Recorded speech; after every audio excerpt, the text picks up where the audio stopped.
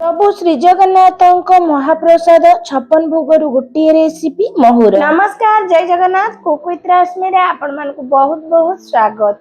आज मु आपण मानक पई नहीं आछि प्रभु श्री जगन्नाथ आ गोटे प्रसाद रे रेसिपी जार ना होउची महुर। पूरा मंदिर भली आमे महुर प्रस्तुत करिवा। प्रभु जगन्नाथ महुर तो पूरा एक स्वतंत्र, से केवल ही पूरी मंदिर रे ही मिलता है, से भली कौन सी जगह रे मिलिबनी।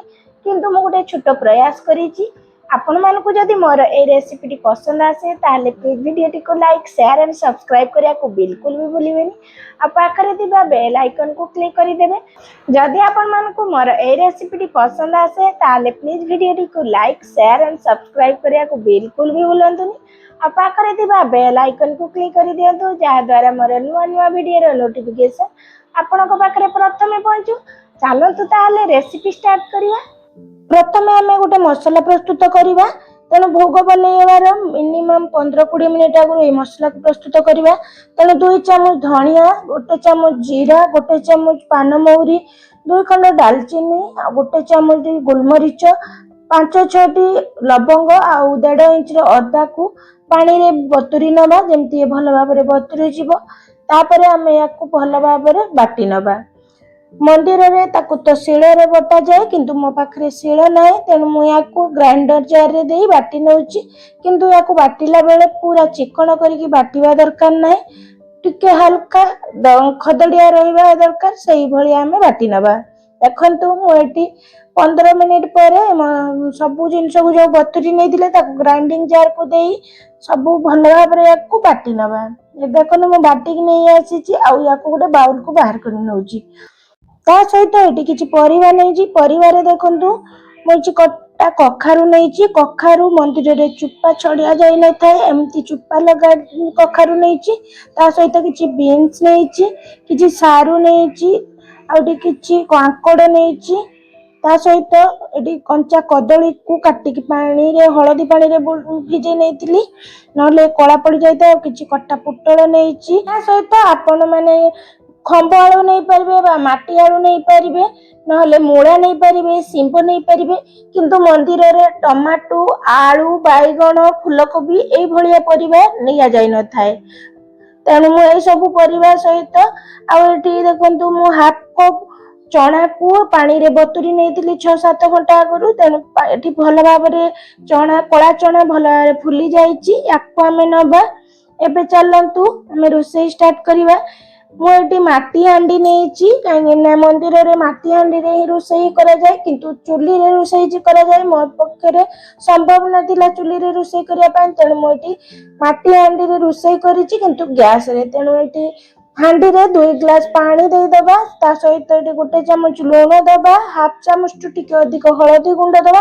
तापरे आमे काटिकी रखिथिबा सब परिवा को ऐड करिबा। पूरी जगन्नाथ मंदिर रे जो महुर प्रस्तुत करा जाए ताकू कौनसी चट्टू बा माने खड़िका व्यवहार करा जाय न थाए। एमती ही सब परिवा को देई एमती डायरेक्ट ही ताकू रोसई करा जाए। तापरे हमें कला चना को एटी दे दबा, आ पाटी की रखिथिबा मसाला को ऐड करले। तापरे 2 चामच गुआ घियो दबा। तापरे याकू हमें बिल्कुल भी खुसुणी किंबा चट्टू किंबा कौनसी चामच रो व्यवहार करबानी, बस टिके एमती हाथ रे टिके हलै दबा।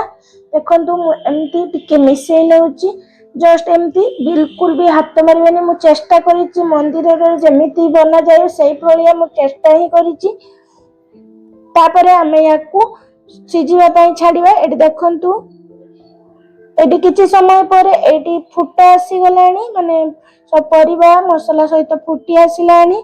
एही भलिया आमे आउ किछि समय याकू रोसई करिया। तापरे देखंतु किछि समय ये रोसई हला परे मोटी फाळे नडिया को कोरी कि नेछि।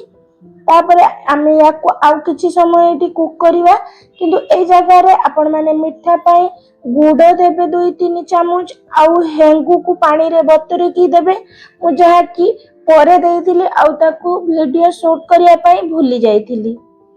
तापरे आमे याकू किछि समय एमिति ही कुक होबा पई छाडी दबा। देखंतु एटी पूरा पानी सुखी आसिलानी। आ मंदिर रे जो प्रसाद बना जाए तापाई माने कौनसी छुंक दिया जाएनी। तेणु एटी 1 चामच जीरा गोटे चामच सोरिष को ये देइछि आउ ता ऊपर 2 चामच गुआ घी को गरम करके हमें दे दबा। बस रेडी हो गला हमर मंदिर भलिया मोहुर। देखंतु आउ लास्ट रे जदि आपनको पाखरे नाड़ी बड़ी अच्छी ताको भी दे पारिबे। मो पाखरे नाड़ी बड़ी नाही, मंदिर रे नाड़ी बड़ी ही दिया जाए जाकि खाया पाए अधिक स्वादिष्ट लागे। एबे हमर रेडी हो गला मंदिर भलिया मोहुर। याको मु गोटे माटी पात्र को बाहर करी नेछि आउ बाहर करिया पय मु कोनोसी चामच रो व्यवहार करिनी। एमती नडिया कुरी साला परे नडिया रो खोल जो थाए सेइथिरे मु बाहर करछि।